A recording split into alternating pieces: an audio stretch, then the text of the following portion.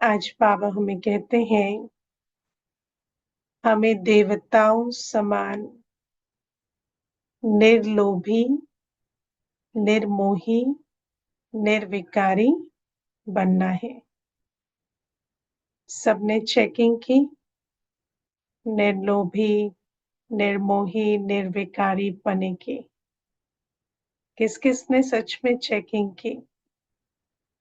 की चेकिंग? हाथ उठाओ। हाँ, चेकिंग की। तो बाबा हमें ये समझ देते हैं कि हम सतयुग में जो संस्कार लेकर जाएंगे वो संस्कार हम बच्चों को यहाँ धारण करने हैं। अब क्या परख है लोभ की, है ना? तो लोभ की क्या परख है?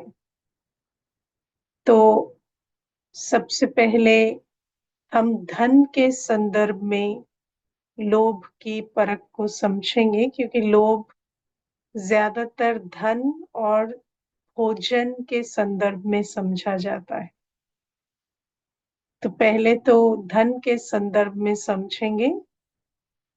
तो अगर धन कमाने के समय अगर श्रीमत प्रमाण जो बाबा ने हमें मर्यादाएं दी है, श्रीमत दी है, उसका उल्लंघन हो रहा है और फिर भी बुद्धि कहती है कि ये तो करना ही पड़ता है, इतना तो चलता ही है, ये तो होता ही है, दुनिया में चलेंगे कैसे?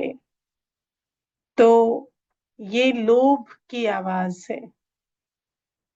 है ना? क्योंकि बाबा तो हमें सूक्ष्म कर्म की गति समझाते हैं कि जो भी हम आज कर्म करते हैं, अगर वो कर्म श्रीमत की मर्यादा की लकीर के बाहर है तो उसका भुगतान तो हमें करना ही पड़ेगा, है ना? आज नहीं तो कल उस कर्म का फल सामने आएगा। लेकिन जब लोभ की दृष्टि होती है तो लगता है आज तो कमा ले, कल की देखी जाएगी, है ना? आज तो कर ले, कल की देखी जाएगी। तो वो जो लोभ की आवाज है, लोभ जो मत देता है, लोभ की मत होती है, लोभ की अपनी आवाज होती है। लोभ हमारे कानों में कहता है कोई बात नहीं, कुछ नहीं होगा, है ना? और इस आधार से जो श्रीमत का उल्लंघन कर पाप कर्म होते हैं कमाने में, है ना? किसी को दुख देकर कमाते हैं, किसी का छीन कर लूट कर कमाते हैं, या है ना, जैसे आप देखो दुनिया में तो बाबा ने हमें ये भी कहा है कि जो लॉ ऑफ द लैंड है उसका भी हमें ध्यान रखना है। क्योंकि लॉ ऑफ द लैंड के प्रति भी अगर हम ध्यान नहीं रखते तो उसके भी तो परिणाम आते हैं ना। तो बाबा ने हमें कभी नहीं कहा कि सिर्फ पाप का ध्यान रखो और बाकी क्राइम का ध्यान मत रखो, है ना? अगर कोई चीज क्राइम है तो उसका भी ध्यान रखना पड़ता है। मान लो पाप की भी बात नहीं है, मान लो कोई कमाई लगाई, कमाई की, उसको सफल भी कर दिया, लेकिन अगर उसको उस रीति से कमाया है जो लॉ ऑफ द लैंड के विरुद्ध है, तो उसमें भी फिर कुछ ना कुछ परिणाम तो आएंगे कोई ना कोई उसमें, है ना? कोई कोई भी तरह की जो विघन आएंगे। अब वो विघन जब आएंगे तो बाबा को हम ये कहें कि बाबा हमने तो श्रीमत प्रमाण उस धन को सफल कर दिया, लेकिन श्रीमत तो ये भी है ना कि हमें लॉ ऑफ द लैंड का भी ध्यान रखना है ना। बाबा ने कभी भी हमें गवर्नमेंट के विरुद्ध जाने की या ऐसी कोई परमिशन नहीं दी है। तो जब हम इस प्रकार के कोई भी कर्म करते हैं, चाहे वो फाइनेंशियल करप्शन हो जो सरकार के नियमों के विरुद्ध जाता है, या लोभवश हम किसी का छीन रहे, लूट रहे, किसी को दुख दे रहे, तो इस प्रकार के कोई कर्म हो, तो ये सारी चीजें लोभ में गिनी जाती। तो बाबा हमें कहते हैं कमाने के समय बहुत अटेंशन देना पड़े। आप देखो आज मनुष्य है ना, बहुत सारा धन कमा लेते हैं, लेकिन घर की बेल बजती है तो डर जाते हैं, है ना, डर जाते हैं कि पता नहीं कौन आया हो, है ना, क्या करना हो। मुझे याद है एक बार मैंने एक भाई को देखा, अपने घर में बैठे हैं, बेल बजी तो ऐसे पसीने छूटे, मुझे लगा पता नहीं इनको कोई लाइफ थ्रेट दे रहा है या क्या हो रहा है। पर इतना करप्शन करके बैठे होते हैं कि इतनी घबराहट, इतना सब कुछ, तो ये सारा कुछ क्या है, ये सारे लोभ के परिणाम हैं। अच्छा, दूसरी जो बात है इसमें हम ये भी समझेंगे कि कई बार निर्लोभी का उल्टा अर्थ भी निकाल लेते हैं, है ना, कि कहेंगे कि धन कमाना ही लोभ है, अगर धन आया तो ही लोभ है ना, क्योंकि दुनिया में एक विचारधारा है कि धनवान जो है वो करप्ट है, या जिसके पास भी धन है तो वो जरूर गलत विधि से ही कमाया गया है। लेकिन अगर धन के प्रति इतना नेगेटिव एटीट्यूड रखेंगे, है ना, अब धन क्या है, धन तो हाथ का मैल है ना। देवताओं के लिए धन क्या होगा, अकिचार होगा, बाबा कहते गिनती भी नहीं कर सकेंगे। तो अगर धन के प्रति ऐसी वृत्ति है कि धन माना ही गलत चीज है, क्योंकि दुनिया में तो ये भी कह दिया धन माया है ना, कहते धन ही माया है, लेकिन बाबा कहते नहीं, धन माया थोड़ी है, धन तो साधन है, और धन तो देवताओं के पास अकिचार अनगिनत होगा। तो क्या देवलोक को माया लोक कहेंगे क्या, है ना, देवलोक तो माया लोक नहीं है ना। तो ऐसी नेगेटिव वृत्ति भी धन के प्रति कई बार होती, जब मनुष्य दे अभिमान से कहता मैं तो निर्लोभी हूँ, माना मैं निर्धन हूँ, और फिर ये भी एक एटीट्यूड रखता कि जिसके प्रति भी जिसके पास भी धन है वो गलत है, उसके प्रति फिर नेगेटिव संकल्प चलाना, ऐसा करना, है ना। या संतुष्टता के लिए भी ऐसे कहेंगे कि संतुष्टता माना कर्म ना करना, कुछ पाना नहीं, वो संतुष्टता है। लेकिन इन चीजों को भी हमें चेक करना है, क्योंकि पहली चीज है, अगर मेरी वृत्ति किसी भी चीज के प्रति इतनी नेगेटिव है, तो क्या वो जो चीज है वो मेरे जीवन में स्थान पा सकती है, कभी नहीं पा सकती, है ना। अगर मेरी मेरी धन के प्रति इतनी नेगेटिव वृत्ति है, तो हम क्या कभी धन जीवन में कभी आ सकता है, कभी नहीं आ सकता। और कई बार किसी ऐसे समझेंगे कि, है ना, हमारे पास तो नहीं है, पर किसी के पास भी देखेंगे तो धन के प्रति ही नेगेटिव वृत्ति चलाएंगे, ये धनवान है तो ये ऐसे हैं, ये ऐसे हैं, ऐसे हैं, तो हम तो निर्लोभी हैं, हमें तो लोभ नहीं है, इनको तो लालच खा रहा है। तो इस प्रकार की जो संकल्प चलाते हैं, तो वास्तव में वो संकल्प किसके प्रति चला रहे, धन के प्रति, है ना। तो आत्मा के प्रति तो चला ही रहे हैं, लेकिन धन के प्रति भी चला रहे हैं। तो आत्मा के साथ जैसे संकल्पों के आधार से संबंध बिगड़ता है, ऐसे धन के साथ भी संबंध बिगड़ता है। इसीलिए ईर्ष्या रखने वाले की झोली खाली रहती है ना, ईर्ष्या रखने वाले का, है ना, खून भी जलता है और फिर झोली भी खाली हो जाती है। तो इस बात को भी समझना है कि निर्लोभी का अर्थ ये नहीं होता कि गरीब होना, निर्धन होना, निर्लोभी होना होता है, नहीं। निर्लोभी माना जब हम कोई भी कमाई जब होती है तो उस कमाई के को करते हुए हमारी श्रीमत की मर्यादा ना टूटे।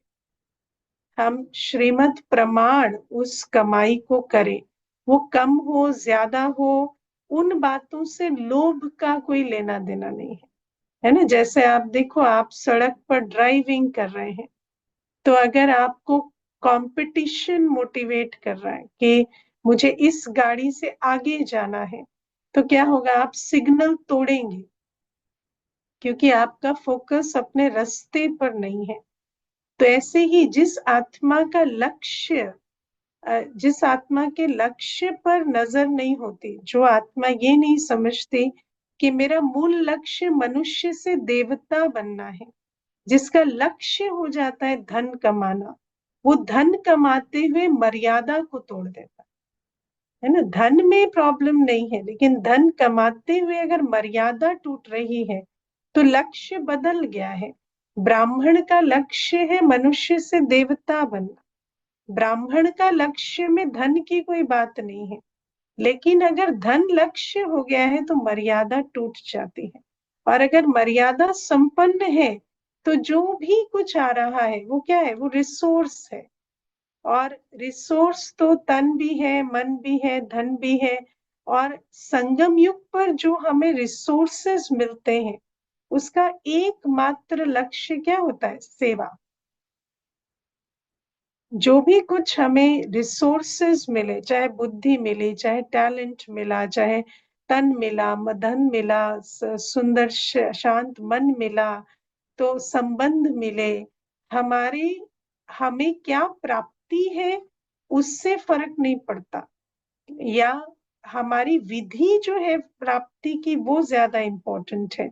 और फिर वो जो प्राप्ति है उसको हमने सफल कैसे किया, उससे पता चलता है कि लोभ कितना है ना। एक तो धन कमाने में लोभ पता चलता है, और फिर धन व्यय करने में, जब हम उसे खर्च करते हैं, जब हम उसे लगाते हैं कार्य में, तो समझ में आता है लोभ है या नहीं है।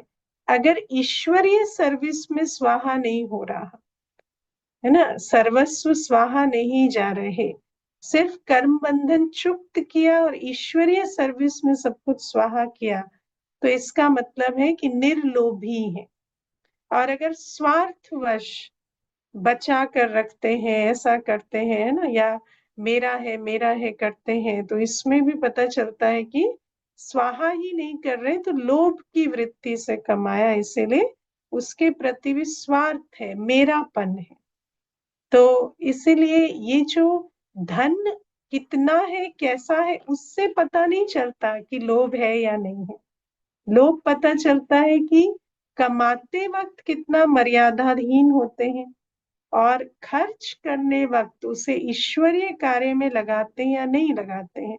आप मान लो किसी बच्चे के पास सिर्फ 100 रुपए है ना, कुछ भी नहीं है उसके पास, लेकिन सर्विस में लगाने की बात हुई तो उस 100 रुपए को ना लगा पाए, है ना, और कहे मुझे अपनी चॉकलेट खरीदनी है, मुझे अपना ये पेंसिल खरीदनी है, ऐसा करना है, तो वो भी लोभ हो गया, है ना। और अगर किसी के पास बहुत है पर फिर भी ईश्वरीय सर्विस में लगाते हैं, तो वो भी जैसे निर्लोभी हुआ, देवताई संस्कारों का निर्माण करने वाला हुआ। तो इस पैराडॉक्स को ठीक से समझना है, क्योंकि जो माया की आवाज है वो अलग होती, ईर्ष्या की आवाज अलग होती है। और कई बार हम माया को, ईर्ष्या को जान नहीं पाते, और फिर मनुष्य यही कहता है, बाबा हमें कई बार मुरली में एक बात कहते हैं बहुत सुंदर, है ना, जो चीज है ही नहीं उसके लिए दे अभिमान नहीं रख सकते कि ये मेरा, है ना, ये कई बार स्वमान रखते हैं ना हम तो, है ना, हम तो बहुत संतुष्ट है या हम निर्लोभी हैं, लेकिन है ही नहीं तो लोभ किस में रखेंगे। तो फिर ये बाबा के मुरली के शब्द हैं कि जब है ही नहीं तो उसको स्वमान क्यों बनाते हो, जो है उसमें चेक करो कि कितना स्वाहा किया, थोड़ा है बहुत है जो भी है, उसमें कितना स्वाहा किया तो पता चलेगा लोभ कितना है। और जिसके अंदर धन के प्रति लोभ होता, जिसके अंदर धन के प्रति नेगेटिव वृत्ति होती, या तो ऐसे संचय करने की वृत्ति, या फिर, क्योंकि संचय करने की वृत्ति भी कोई अच्छी वृत्ति नहीं होती है ना। कई बार मनुष्य, आप एक प्रश्न अपने आप से पूछना, कोई आपको पकड़ कर रखना चाहता है सिर्फ, है ना। अटैचमेंट क्या होता है? पकड़ कर रखना। कोई आपको पकड़ कर रखना चाहता है, आपको जैसे दबोच कर रखना चाहता है अपने अंगूठे के नीचे, तो आपको फिर उसके प्रति संबंध कैसा बनता है? बहुत अच्छा बनता है ना। आपको हमेशा लगता है इसके पास ना रहो। तो ऐसे ही जिसका हाथ दाता समान है, उसकी झोली भर कर रहते, जो संचय वृत्ति वाले होते हैं, या जो ईर्ष्या वाले होते हैं, क्योंकि ईर्ष्या ही धन से कर रहे हैं। संचय की वृत्ति, ईर्ष्या की वृत्ति, ये धन के साथ संबंध को बिगाड़ देती है। और फिर ईश्वरीय सेवा में जो बाबा हमारी झोली भरकर सफल कराना चाहते हैं, उसमें विघ्न आ जाते हैं। तो ये निर्लोभी के बारे में, धन के विषय में। फिर आप देखो, कई बार क्या होता है कि लोभ भोजन में बहुत समझ में आता है ना। कई होंगे, मान लो कि भोजन बन रहा है, और भोजन बनते समय चार आत्माएं आ गई, है ना। चार आत्माएं अचानक आ गई, बताया नहीं उन्होंने, तो एकदम से संकल्प चलेगा, अरे इनको खिलाएंगे क्या, भोजन तो इतना ही है, तो फिर कम हो जाएगा, है ना। आप विचार करो, शिव बाबा का भंडारा है, और फिर हम कहें कि ना हमारे लिए नहीं बचेगा, इनका इनके इनको खिला देंगे, तो ये क्या हुआ? ये सब लोभ की वृत्ति है। या फिर आप देखो, कोई चीज भी छिपा कर रखना अपने प्रति, कि ये हम खाएंगे, ये किसी को देंगे नहीं, ये सारी वृत्ति भी लोभ की वृत्ति है। छोटी छोटी चीजों में लोभ दिखाई देता है। लेकिन शिव बाबा का भंडारा और शिव बाबा की भंडारी है ना, ये दो जगह पर शिव बाबा का नाम आता है, देखा है ना। हाँ, बाबा के घर में शिव बाबा का भंडारा और भोलेनाथ की भंडारी, दो जगह पर शिव बाबा का बिल्कुल प्रॉपर, जैसे है ना, नाम लिखा होता है कि बाबा ओनर है। तो भंडारी में कभी लोभ की वृत्ति नहीं, है ना। भले, है ना, दादियों के अंदर देखा कि आज बाबा कहते हैं ना, बाप दादा और अनन्य भाई बहन जो है, उनसे हमें प्रेरणा लेनी है। तो दादियों के जीवन में क्या धारणा थी? एक रोटी भी है, कोई आया तो बड़े प्यार से आधी आधी कर कर बाबा की याद में स्वीकार करते। तो भंडारी में भी लोभ की वृत्ति नहीं, है ना। हम ये खाएं, अन्य को थोड़ा हल्का दे दें, उसको कम दे दें, या अपने प्रति अधिक रखें, इस प्रकार से लोभ की वृत्ति नहीं रखनी है भोजन में। क्योंकि बाबा की शक्ति आत्माओं को भोजन के द्वारा मिलती है, तो भोजन भी बड़े प्यार से बाबा की याद में स्वीकार कराना है। तो ये लोभ की वृत्ति की चेकिंग। फिर दूसरी पॉइंट, निर्मोही, है ना। तो निर्मोही की चेकिंग तो बहुत मुश्किल होती है, क्योंकि ऐसा लगता है कि हाँ, हम तो संबंध में रहते बहुत उपराम है, या बहुत न्यारे प्यारे हैं, लेकिन देखा जाए तो सब अटैचमेंट जो है वो संबंध में है। तो बाबा हमें ये समझाते हैं कि मोह की चेकिंग कैसे होती है ना, कि सामने कोई भी अवस्था आत्मा की, आप अपना कर्तव्य पूरा करें संबंधों में जो भी, क्योंकि संबंध तो कर्म बंधन का फल है ना। तो कर्म बंधन को चुक्त करने के लिए जो भी आत्माओं के प्रति हमारी कार्मिक ड्यूटी बनती है वो हम करें, लेकिन कोई भी एक्सपेक्टेशन नहीं, है ना। कोई भी एक्सपेक्टेशन नहीं। अब सब कहते हैं एक्सपेक्टेशन नहीं है, लेकिन एक्सपेक्टेशन कब पता चलता है कि एक्सपेक्टेशन थी? जब वो एक्सपेक्टेशन पूरी नहीं होती। एक्सपेक्टेशन है कितनी वो पता नहीं चलता, लेकिन पता कब चलता है, जब पूरी नहीं होती। जब पूरी हो रही हो तो पता समझते हैं हमारी तो कोई एक्सपेक्टेशन ही नहीं है। लेकिन संबंधों में कई प्रकार की एक्सपेक्टेशंस पूरी हो रही होती हैं। सामने वाली आत्मा भी कई प्रकार से स्नेह का संबंध निभा रही होती है। लेकिन अगर वहां से कोई बात ऐसी भी आए जहां हमारी एक्सपेक्टेशन अलग है और जो उनका व्यवहार है, उनका लेन देन है, वो अलग है, तो वहां पर हमारी अवस्था हलचल में ना आए। तब कहेंगे कि हाँ, एक तो ये निर्मोही की निशानी है। दूसरी निशानी है, संबंध भी एक रिसोर्स है ना। तो हम संबंधों को सफल कर पाते हैं। क्या हम संबंधों को सफल करने के लिए राजी हैं? क्या हम संबंधों को सफल करते हैं? आप देखो, माता पिता कई हमने देखा ब्राह्मण है, लेकिन बच्चियों को ज्ञान में तत्पर बनाए, बच्चों को ज्ञान में तत्पर बनाए। वो ओना नहीं होता, उतना एफर्ट नहीं लेते, है ना। क्यों नहीं ले? और देखो, किसी को भी ज्ञान में प्रेरणा देने के लिए अपनी धारणाएं तो बहुत पक्की होनी चाहिए ना। अब अगर खुद सोएंगे अमृत वेले और बच्चे को कहेंगे तुम अमृत वेला क्यों नहीं करते, तो वो थोड़ी करेगा। तो इतनी मेहनत करनी पड़ती है। जैसे आप सोचो कि तन सफल करने में कितनी मेहनत लगती है। अगर तन को हड्डी हड्डी स्वाहा करना है तो शरीर में दर्द तो होगा ना। तो ऐसे ही जो ये संबंध है, इनको ऐसी पालना देना। ऐसा नहीं कि बस हम तो चाहते हैं ये बाबा के बन जाए। अरे, ये बाबा के तब बनेंगे जब आप पहले बाबा के बने, और बाबा के ऐसे बने कि उनको भी प्रेरणा मिले, है ना। अगर एक भी ऐसा एपिसोड नहीं होता जहां पर हमारी जो हमारी मर्यादा खंडित होती है, तब जाकर इतनी प्रेरणा मिलती है बच्चों को कि वो अपना जीवन सफल करने के लिए राजी होते हैं। कई कहते युगल ज्ञान में नहीं चलते, कई कहते बच्चे नहीं चलते।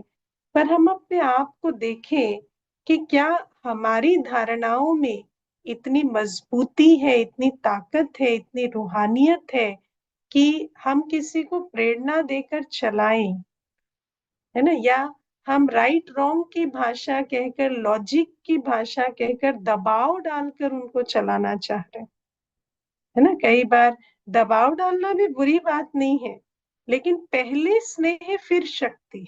पहले तो स्नेह का प्रयोग करें ना।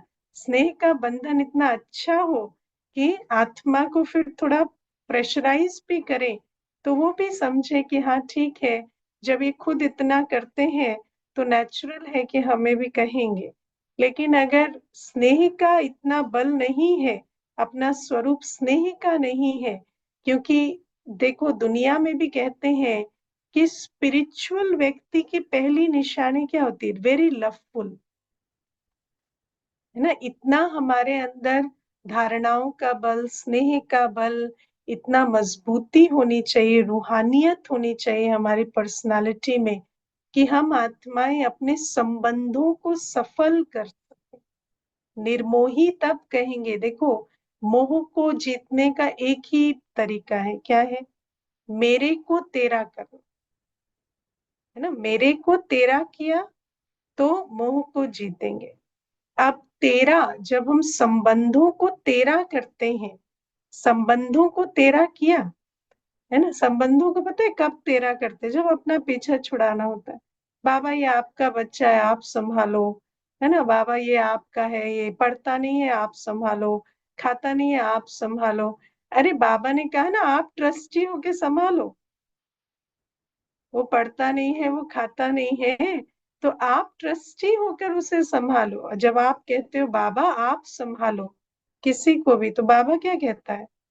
आप ट्रस्टी बनो, आप मेरा राइट हैंड बनो और संभालो।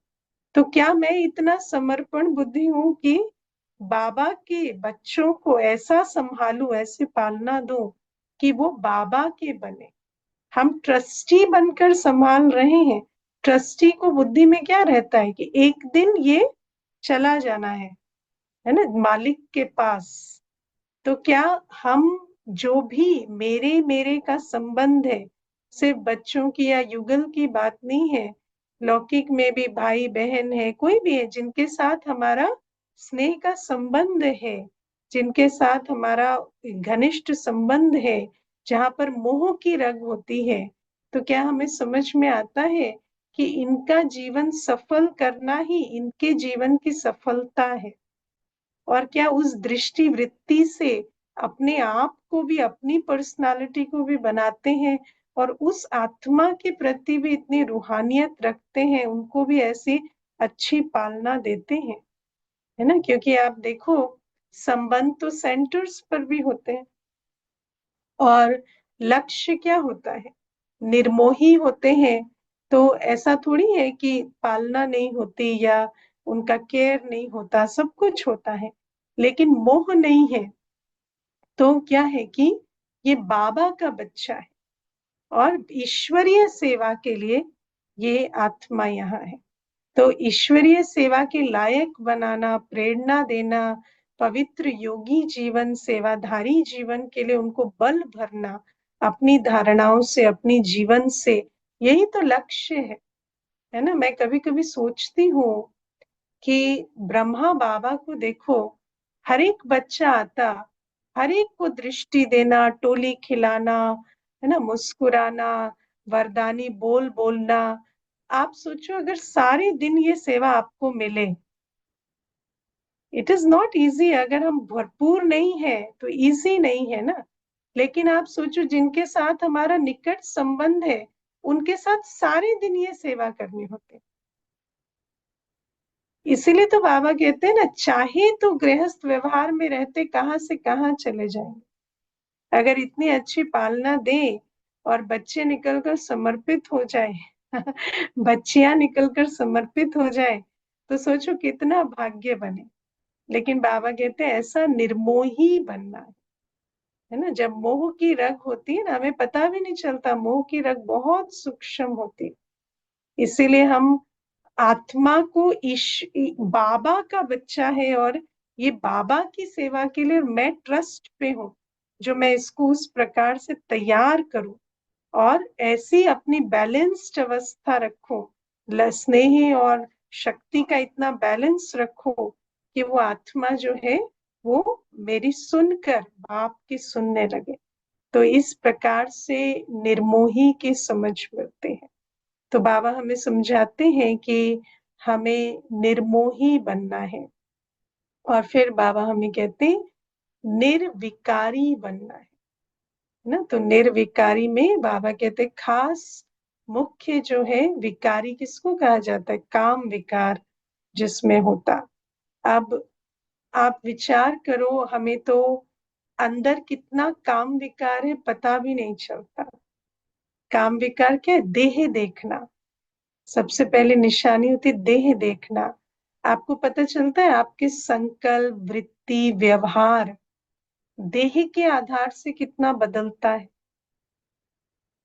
ना। अगर कोई देखने में अलग है, देखने में आप जैसा आपके एस्थेटिक्स है कि ऐसा दिखना सुंदर होता है, ऐसा होता है, और उसका ऑपोजिट है, तो दो आत्माएं जब आपके सामने होती हैं, तो दृष्टि, वृत्ति, बोल, व्यवहार, हर चीज में अंतर पड़ जाता है। मैं कई बार ये बात सुनाती हूँ, आजकल सोशल एक्सपेरिमेंट्स करते हैं ना। तो एक बार एक्सपेरिमेंट किया गया कि एक बहुत सुंदर सी कन्या जो है, वो साइड रास्ता पार करने के लिए खड़ी है और ब्लाइंड एक्टिंग कर रही है कि मैं अंधी हूं। तो उसको रास्ता पार कराने के लिए कितने लोग आ गए, है ना। और वही दूसरी कन्या को रखा जो, है ना, वैसे सुंदर या गोरी नहीं थी, तो उसको रास्ता पार कराने के लिए इतने लोग नहीं आए इनफैक्ट अगर वो किसी को कहे भी तो वो इतना अपकमिंग नहीं रहा कि मैं इनको रास्ता पार कराऊं। तो क्या होता कि हमें समझ भी नहीं आता कि दृष्टि कितनी विकारी होती है, हमारे कितने रुझान विकारी होते हैं, कितने संकल्प चल जाते हैं, कितना अंदर प्रेजुडिस या भेदभाव आ जाता है।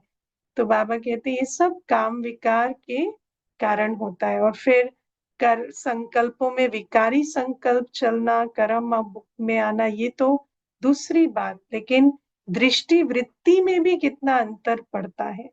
तो बाबा ये बात हमें कहते हैं कि हम बच्चों को पूर्णतः काम विकार पर जीत पानी, क्योंकि जब हम ऐसी ऐसे निर्विकारी बने, पवित्र बने, तब हमारी जो वृत्ति से वाइब्रेशन फैलते हैं ना, उसमें कोई ब्लॉकेज नहीं होती।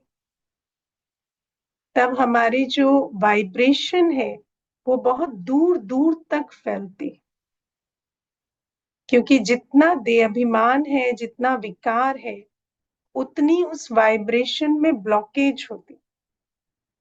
और इसीलिए सेवा भी कर रहे हैं, मनसा सेवा भी कर रहे हैं, लेकिन लिमिटेशन, ब्लॉकेज ये होती है पवित्रता की कमी से।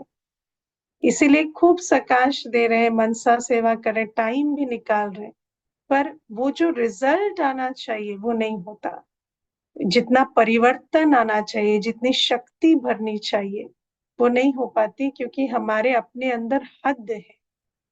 और बेहद की वृत्ति माना आत्मिक वृत्ति, जब शव ना दिखाई दे, सिर्फ आत्मा दिखाई दे।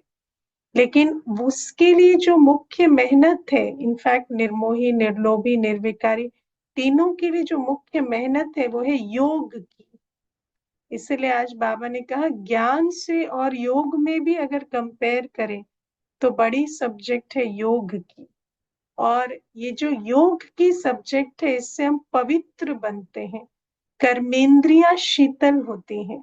कर्मेंद्रियों पर जीत पाना है, दृष्टि का भटकना, वृत्ति का भटकना, ये रुकना है, तो उसके लिए भी हमें योग बल चाहिए। योग बल के सिवाय विकारों पर जीत पाने की और कोई विधि नहीं है।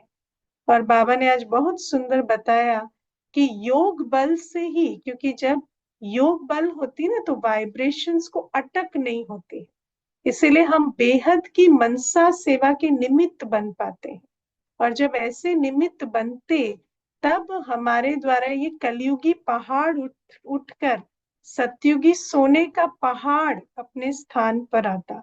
और बाबा हमें बहुत सुंदर ये बात आज कहते कि ऐसा नहीं कि कोई सतयुग में सोने के पहाड़ होंगे, है ना, क्योंकि कहने में तो ये आ रहा है कि कलयुगी पहाड़ उठकर सतयुगी सोने का पहाड़, लेकिन कोई सोने के पहाड़ नहीं होंगे, है ना। और मान लो कि आपने वो कहानी सुनी है कि नहीं, मिडास टच की, जहां पर वो राजा के, या राजा को शायद वरदान होता है कि किसी भी चीज को छुए तो सोना बन जाए।